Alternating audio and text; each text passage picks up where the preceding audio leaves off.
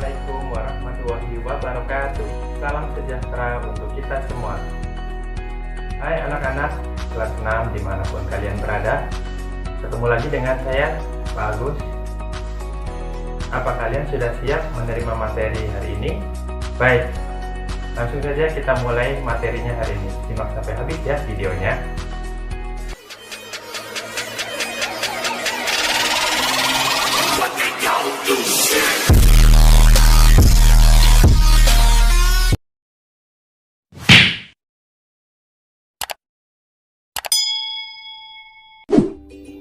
Ya, baik anak-anak kelas 6 dimanapun kalian berada. Alhamdulillah ya, pada pagi hari ini kita telah sampai pada pembelajaran tema 2 subtema 2, pembelajaran ke-1 tentang adaptasi makhluk hidup. Ya, langsung saja kita simak materinya bersama-sama ya.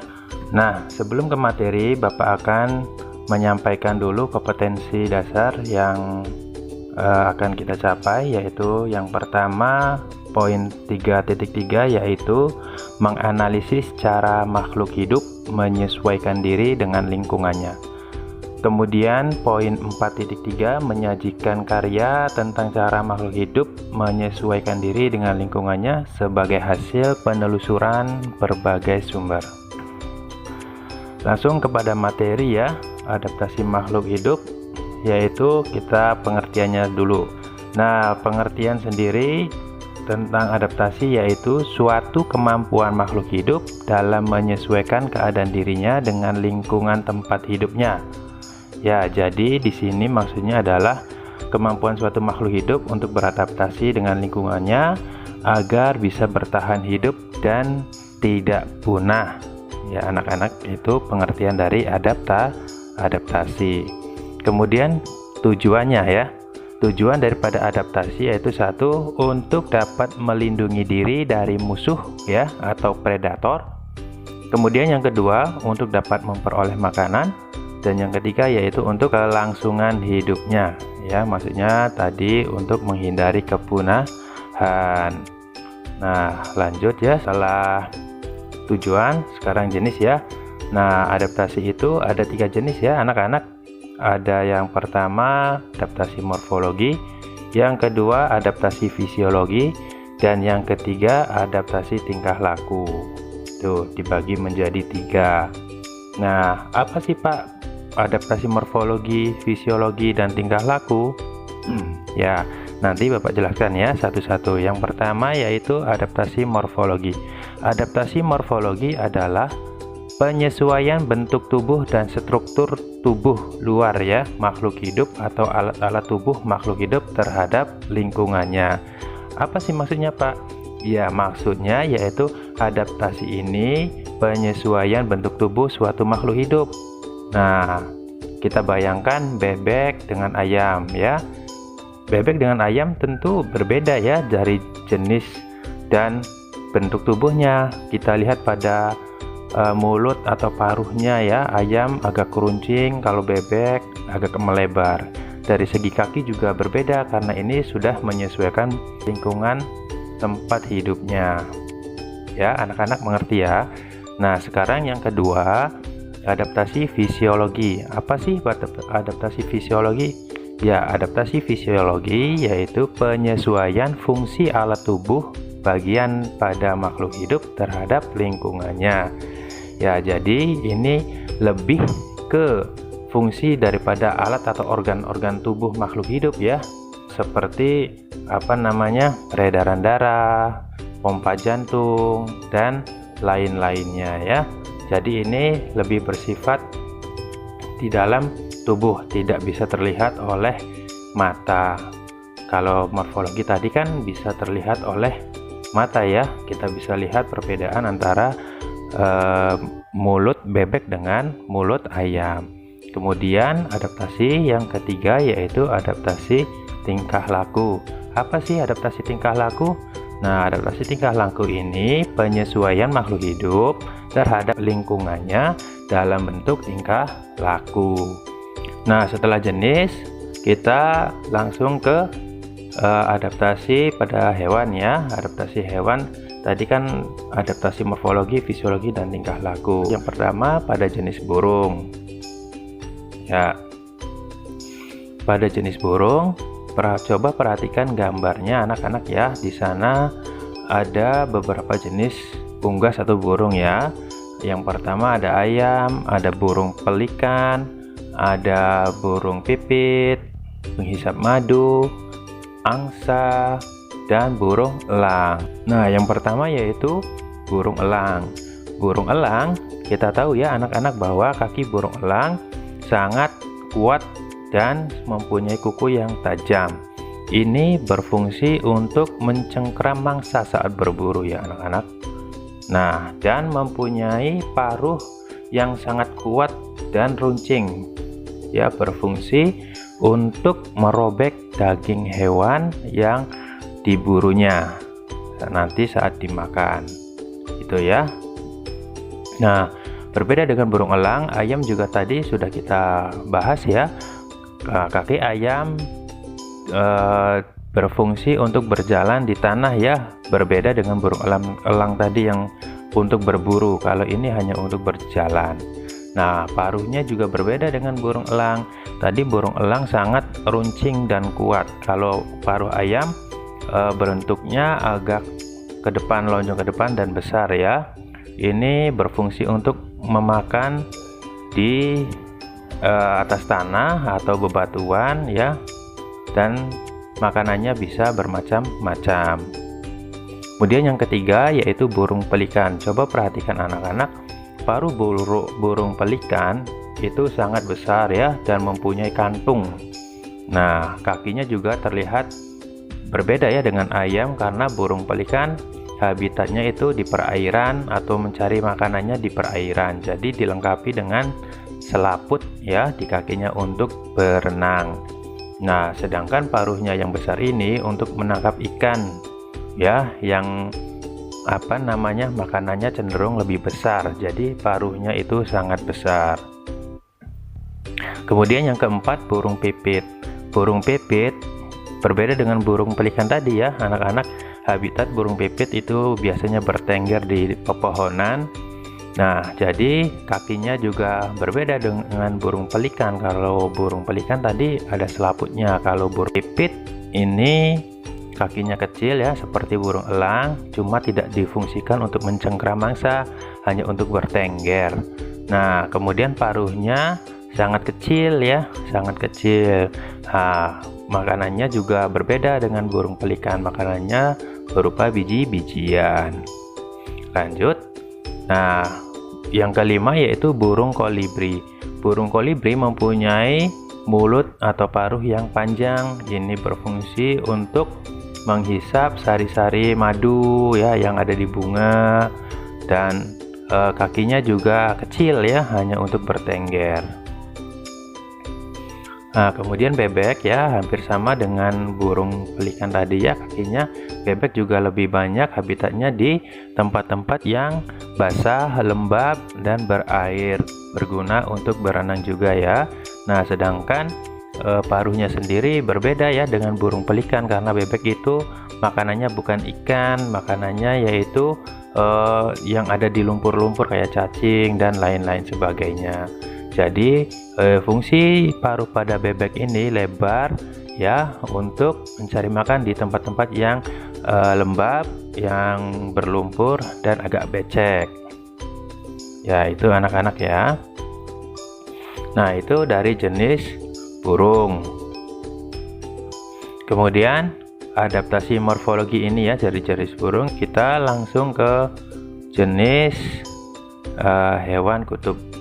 Nah, hewan kutub ini memiliki bulu yang sangat tebal untuk melindungi diri dari suhu yang sangat dingin ya. Sekarang adaptasi fisiologi, tadi sudah dijelaskan bahwa adaptasi fisiologi adalah fungsi organ tubuh pada hewan. Nah, coba perhatikan, ada banyak ya, contohnya ada cumi-cumi, musang, mamalia, rayap, nyamuk, dan unta. Nah, kita pertama pada musang. Nah, musang memiliki kelenjar bau ya, yang menyemburkan cairan untuk mengelakkan dirinya dari musuh. Jadi musang ini mempunyai keistimewaan ya, sebuah cairan kalau disemprotkan itu sangat bau. Ini fungsinya untuk menghalau musuh ya, biar dia tidak terancam. Nah, sekarang mamalia. Mamalia adalah, kita tahu bahwa mamalia adalah hewan yang melahirkan ya. Hewan mamalia yang bisa memamah biak, misalnya sapi, kambing, kerbau. Makanan hewan tersebut adalah rumput-rumputan. Di dalam saluran pencernaannya terdapat enzim selulase. Nah, enzim selulase ini adalah enzim yang berfungsi untuk mencerna makanan. Ya, anak-anak. Nah, kemudian yang ketiga rayap ya. Nah, tampak pada gambar, rayap memanfaatkan flagellata agar dapat menghasilkan enzim selulasa yang digunakan untuk bertahan hidup.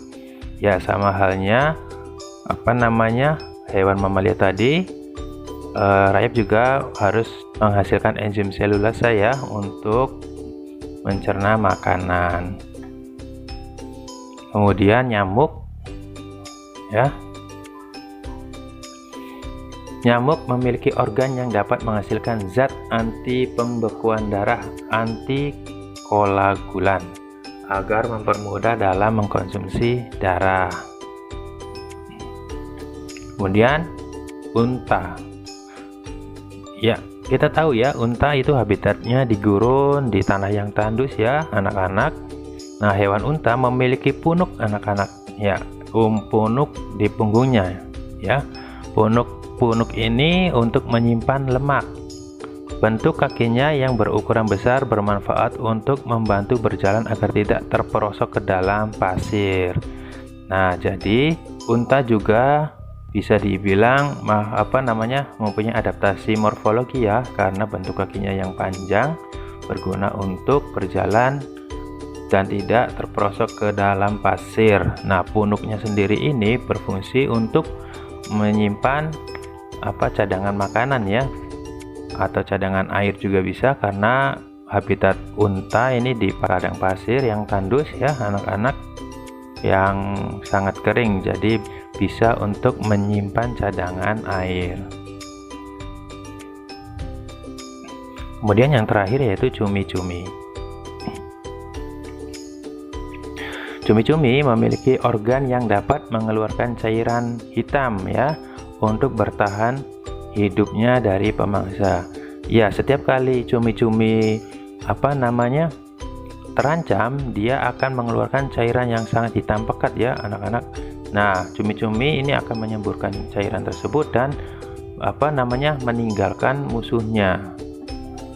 Nah, tadi beberapa contoh hewan yang beradaptasi secara fisiologi. Nah, sedangkan yang terakhir, adaptasi tingkah laku, kita ada beberapa contoh ya. Yang pertama, bunglon ya. Nah, bunglon yang mampu mengubah warna kulitnya menyerupai tempat yang dihinggapi ya, disebut juga mimikri. Nah, keistimewaan bunglon ini bisa merubah warna kulitnya sesuai tempat hidupnya. Ini bertujuan untuk satu ya, menghindari musuh, bisa dia menyamar ya, seperti dedaunan, seperti dahan pohon atau ranting pohon ya, jadi tidak terlihat oleh musuh. Dan juga bisa dijadikan sebagai alat untuk berburu ya, berburu makanan, karena dia tidak terlihat, ada mangsa lewat ya, bisa langsung ditangkap. Kemudian contoh yang kedua, kerbau ya, anak-anak. Nah, kerbau berkubang di lumpur. Dengan berkubang di lumpur, maka tubuh kerbau akan tertutup oleh lumpur sehingga mengurangi rasa panas dari sengatan terik matahari. Ya, kerbau sendiri ini ya, anak-anak, kerbau itu sering kepanasan. Jadi dia itu melakukan tingkah laku dengan berkubang di lumpur ya, atau berendam di lumpur seperti halnya kudanil, karena kudanil, kerbau itu memiliki kulit yang tebal juga, jadi kalau di daerah yang panas itu akan terasa panas. Jadi untuk mengatasinya, kerbau melakukan adaptasi tingkah laku dengan berkubang di lumpur sehingga kulitnya tetap tidak terasa panas atau adem ya. Oke, langsung yang ketiga, hewan cicak. Nah, cicak ini beradaptasi dengan memutuskan ekornya untuk melabuhi musuhnya atau disebut autotomi ya. Nah, autotomi ini bertujuan tadi ya untuk menghindari musuh. Saat cicak terancam, dia akan memutuskan ekornya. Nah, ekornya ini kan kalau sudah putus bergerak-gerak, nah nanti musuh dikelabuhinya ya, disangkanya cicak, padahal itu sebuah ekor. Nah, istimewanya lagi, cicak ini bisa dapat menumbuhkan kembali ekornya yang putus. Itu adaptasi dari cicak ya, adaptasi tingkah laku. Yang terakhir yaitu terenggiling. Nah, terenggiling akan menggulungkan tubuhnya jika terancam. Bentuk tubuh terenggiling ini banyak sekali sisiknya ya anak-anak. Sisiknya ini kuat dan tebal, jadi kalau terancam akan menggulungkan diri seperti bola anak-anak. Terenggiling ini jadi musuh akan kesusahan atau pemangsa akan kesusahan untuk memangsanya. Itu ya. Jadi itulah tadi anak-anak beberapa adaptasi yang dilakukan oleh hewan. Nah, sekarang adaptasi tumbuhan ya. Adaptasi tumbuhan secara morfologi kita contohnya pada tumbuhan kaktus atau tumbuhan yang hidup di daerah yang kering dan tandus ya. Bisa disebut juga xerofit ya, tumbuhan darat yang beradaptasi pada lingkungan kurang air atau kering ya.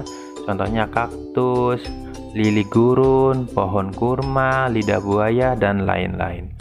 Nah, yang kedua yaitu adaptasi morfologi yang disebut hidrofit. Hidrofit yaitu tumbuhan yang beradaptasi pada lingkungan air atau berair. Contohnya tumbuhan teratai, eceng gondok, kangkung, dan lain-lain. Nah, kemudian yang ketiga adaptasi higrofit. Adaptasi morfologi yang termasuk higrofit, tumbuhan darat yang beradaptasi pada lingkungan lembab. Contohnya tumbuhan paku, lumut, tumbuhan kemunting, dan lain-lain. Nah, secara fisiologinya ada beberapa tumbuhannya, contohnya kantung semar tuh. Coba perhatikan anak-anak, tumbuhan kantung semar ya. Di sini bentuknya lonjong dan di bawahnya ada berbentuk kantung ya. Dan di atasnya ini ada penutupnya, daun penutup ya. Biasanya serangga masuk ke dalam. Kantung semar yang berbentuk guci, serangga yang hinggap di tepi kantung semar akan tergelincir dan tertangkap cairan yang ada di dalam kantung. Cairan ini berguna untuk menghancurkan serangga sehingga nitrogennya dapat diserap. Nah, jadi di sini ada cairan ya, mengundang mangsa untuk datang ya, nanti tergelincir masuk dan dimangsa. Kemudian bunga. Bau khas pada bunga mengundang serangga untuk membantu proses penyerbukan. Bunga jenis ini menghasilkan madu atau nektar dan serbuk sarinya mudah melekat. Nah, jadi bunga ini bisa juga membantu lebah ya untuk mendapatkan makanan sari-sari bunga.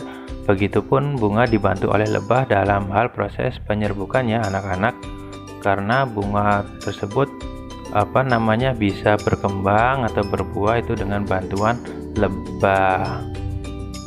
Kemudian yang ketiga yaitu bunga rafflesia. Bunga rafflesia yang mengeluarkan bau busuk untuk menarik serangga agar mendatanginya. Dengan demikian, ketika serangga masuk ke dalam bunga, rafflesia akan menjadi makanannya. Nah, bunga rafflesia katanya itu mempunyai bau yang sangat busuk ya. Jadi serangga-serangga yang suka bau busuk akan hinggap, kemudian nanti dimangsa oleh bunga rafflesia.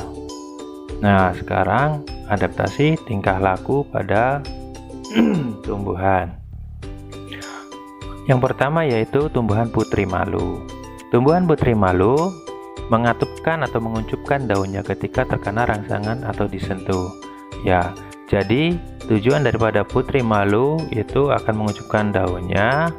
Nah, ini bentuk adaptasi tingkah laku. Kemudian pohon jati juga pada musim kemarau akan menggugurkan beberapa daunnya. Ya, ini bertujuan agar untuk mengurangi penguapan. Kemudian tanaman jagung. Daun jagung menggulung apabila udara sangat panas. Ya, tujuannya untuk mengurangi penguapan biar kadar air tidak berkurang.